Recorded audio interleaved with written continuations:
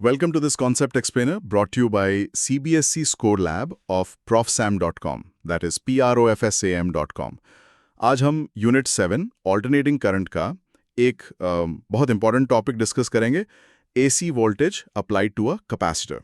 हम इसको इतना सिंपल बना देंगे कि आपको हमेशा के लिए याद रहेगा और एग्जाम्स में कोई कंफ्यूजन नहीं होगा। ओके, तो कैपेसिटर, इसमें एक सवाल हमेशा रहता है। हाँ, पूछिए। जब हम एक कैपेसिटर को डीसी बैटरी से कनेक्ट करते हैं तो थोड़ी देर में करंट 0 हो जाता है ना? हाँ बिल्कुल, सर्किट ब्रेक हो जाता है। तो फिर एसी सोर्स से जोड़ने पर इसमें से लगातार करंट कैसे फ्लो होता रहता है? मतलब कैपेसिटर के प्लेट्स के बीच तो गैप है। एग्जैक्टली, यही तो सबसे बड़ा पैराडॉक्स है। एक टूटे हुए सर्किट में से कंटिन्यूअस करंट कैसे? हाँ, ये अजीब है। और एक और सरप्राइजिंग बात बताऊं, आपके फोन की टच स्क्रीन भी इसी प्रिंसिपल पे काम करती है। सच में? Touch screen? वो कैसे? जब आप स्क्रीन पर टच करते हैं तो वहां की कैपेसिटेंस बढ़ जाती है।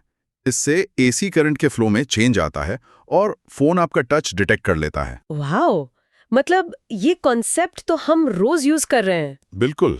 तो चलिए इस टूटे हुए सर्किट के राज को खोलते हैं। देखो, सबसे पहले कैपेसिटर में करंट असल में गैप के पार जाता ही नहीं है। जाता नहीं है? तो फिर हम करंट मेजर कैसे करते? Good question.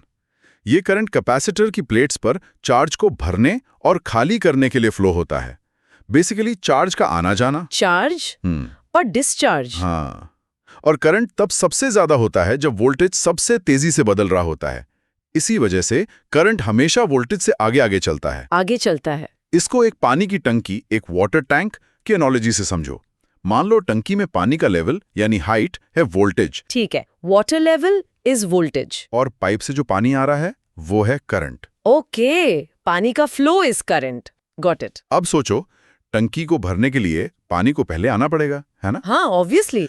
तो जब पानी का फ्लो यानी करंट शुरू होता है तब टंकी का लेवल यानी वोल्टेज बढ़ना शुरू होता है, और जिस पल टंकी पूरी भर जाती है यानी मैक्सिमम वोल्टेज, उस पल पानी रुक जाएगा। बिल्कुल, उस एक पल के लिए पानी का फ्लो रुक जाता है, मतलब करंट 0 हो जाता है। अच्छा, तो जब वोल्टेज अपनी पीक वैल्यू पर है तब करंट 0 है। एग्जैक्टली।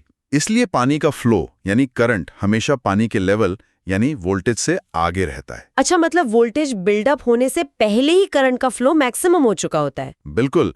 एक और मेंटल इमेज बनाओ, एक बलून जिसे हम फुला रहे हैं। Okay, balloon. बलून में हवा का जो प्रेशर है वो है वोल्टेज। ओके। और जो हवा हम फूंक रहे हैं वो है करंट।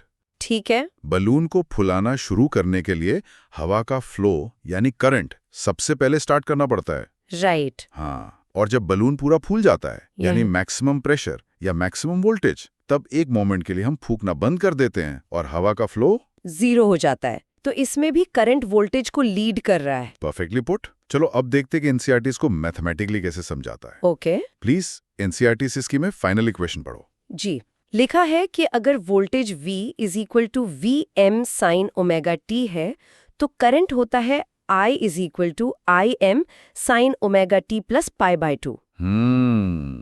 ये प्लस पाई बाय 2 का क्या मतलब है? ये करंट आगे कैसे हो गया? बहुत अच्छा सवाल। ये प्लस पाई बाय 2 ही सबसे इंपॉर्टेंट चीज है यहाँ, और इसका रीजन कैलकुलस में है। कैलकुलस? हाँ, स्टेप बाय स्टेप चलते हैं। स्टेप 1, कैपेसिटर का बेसिक फॉर्मूला क्या है? Q is equal to CV। राइट। और करंट होता है rate of flow of charge यानी I इक्वल्स dQ dt। अब इसमें Q की जगह CV रखो तो I is equal to dCV dt। Correct. इससे हमें मिलता है I इक्वल्स CdV dt। इसका मतलब करंट वोल्टेज पर नहीं बल्कि वोल्टेज की चेंज होने की स्पीड पर डिपेंड करता है। अच्छा, dV dt, rate of change of voltage. हाँ। अब स्टेप 3, जब हम V equals VM sine omega t का डेरिवेटिव लेते हैं तो हमें क्या मिलता है? साइन का डेरिवेटिव कॉस होता है, तो VM omega cos omega t। Exactly. और ट्रिग्नोमेट्री में कॉस ओमेगा टी को हम sine omega t plus 90 degree या sine omega t plus pi by 2 भी लिख सकते हैं। ओ, तो वहां से आया ये प्लस पाई बाय 2। बस हो गया प्रूव। इसीलिए करंट वोल्टेज से फेज में पाई बाय 2 आगे होता है, या हम कहते हैं current leads the voltage by pi by 2। Clear. ये तो काफी लॉजिकल है।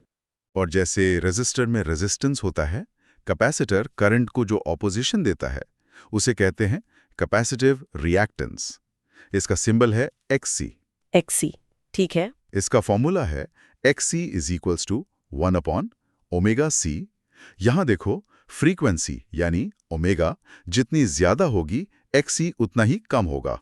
अच्छा, इनवर्सली प्रोपोर्शनल। इसीलिए कैपेसिटर हाई फ्रीक्वेंसी AC को आसानी से पास होने देता है। होप यहां तक सब क्लियर है। This concept explainer is from profsam.com, that is profsam.com। जी बिल्कुल क्लियर है। चलो एक छोटा सा न्यूमेरिकल एग्जाम्पल लेते हैं, बिल्कुल NCERT जैसा। ओके मान लो एक कैपेसिटर है 15 μF का, ओके, और उसे 220 वोल्ट 50 हर्ट्ज AC सोर्स से जोड़ा गया है। ठीक है। तो पहले हम XC निकालेंगे। फॉर्मूला है, XC is 1 upon 2 pi FC।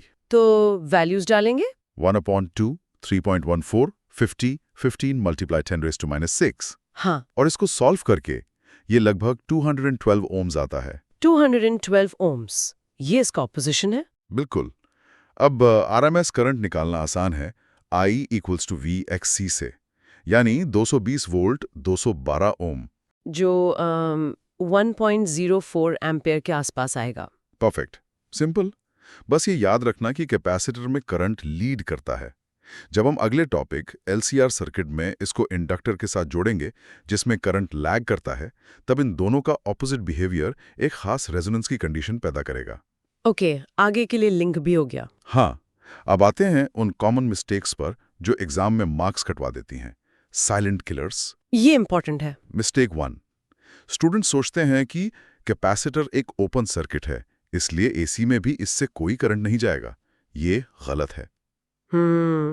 ये कंफ्यूजन होता है क्योंकि DC में तो ब्लॉक करता है। एग्जैक्टली, क्योंकि DC में कैपेसिटर चार्ज होने के बाद करंट को ब्लॉक कर देता है। स्टूडेंट्स वही लॉजिक AC में लगा देते हैं। करेक्शन ये है कि AC में वोल्टेज लगातार बदलता रहता है, इसलिए कैपेसिटर कंटिन्यूअसली चार्ज और डिस्चार्ज होता रहता है, जिससे एक कंटिन्यूअस AC करंट फ्लो करता है। तो याद रखना है, DC को ब्लॉक, AC को कंडक्ट। बिल्कुल, DC के लिए ओपन सर्किट, बट AC के लिए एक पाथ की तरह काम करता है। Okay, exactly. मिस्टेक 2, कुछ स्टूडेंट सोचते हैं कि करंट इसलिए लीड करता है क्योंकि कैपेसिटर करंट को आगे धक्का देता है। पुश करता है, ऐसा लगता है। नहीं, कैपेसिटर एक पैसिव कंपोनेंट है। करंट इसलिए लीड करता है क्योंकि वोल्टेज बिल्डअप करने के लिए चार्ज का फ्लो यानी करंट पहले होना जरूरी है। वो I = C dV/dt इक्वेशन का सीधा नतीजा है। अच्छा, वो कॉज एंड इफेक्ट वाली बात है, पुश करने वाली नहीं। करेक्ट। अब इस फेज रिलेशनशिप को याद रखने के लिए एक फेमस निमोनिक है, आइस द मैन, आइस। बर्फ। हाँ, ICE, मतलब इन अ कैपेसिटर I यानी करंट कम्स बिफोर E यानी voltage. Current Leeds voltage. Ice the man, ठीक है, ये आसान है। इसके लिए एक फिजिकल जेस्चर भी है। अपना राइट हैंड जो वोल्टेज है आगे रखो। ओके, राइट हैंड आगे। अब अपने लेफ्ट हैंड जो करंट है को उससे 90 डिग्री आगे रखो, काउंटर क्लॉकवाइज। ठीक है, लेफ्ट हैंड 90 डिग्री आगे। जब आप दोनों हाथों को साथ में घुमाएंगे तो करंट वाला हाथ हमेशा आगे रहेगा। ओह नाइस, ये विजुअल है। और एक फनी तरीका, सोचो कैपेसिटर बहुत इम्पेशेंट है, बेसब्र। वोल्टेज के ठीक से आने का इंतजार नहीं करता, करंट पहले ही दौड़ पड़ता है। हाँ, इम्पेशेंट कैपेसिटर, ये भी आसान है। चलो, तो इस पूरी चर्चा के 3 सबसे इंपॉर्टेंट एग्जाम पॉइंट समराइज करते हैं। ठीक है। Point number 1। नंबर 1, एक प्योर कैपेसिटिव AC सर्किट में करंट हमेशा वोल्टेज को 90 डिग्रीज या π2 रेडियन से लीड करता है। Okay, current Leeds voltage bye 90 degrees. Point number 2, capacitor AC current को जो ऑपोजिशन ऑफर करता है उसे कैपेसिटिव रिएक्टेंस XC कहते हैं, और ये फ्रीक्वेंसी के इनवर्सली प्रोपोर्शनल होता है, यानी XC = 1 ओमेगा C। ठीक है, हाई फ्रीक्वेंसी, लो ऑपोजिशन। और पॉइंट नंबर 3, सबसे आखिरी, एक प्योर कैपेसिटर एक पूरे साइकिल में 0 एवरेज पावर कंज्यूम करता है।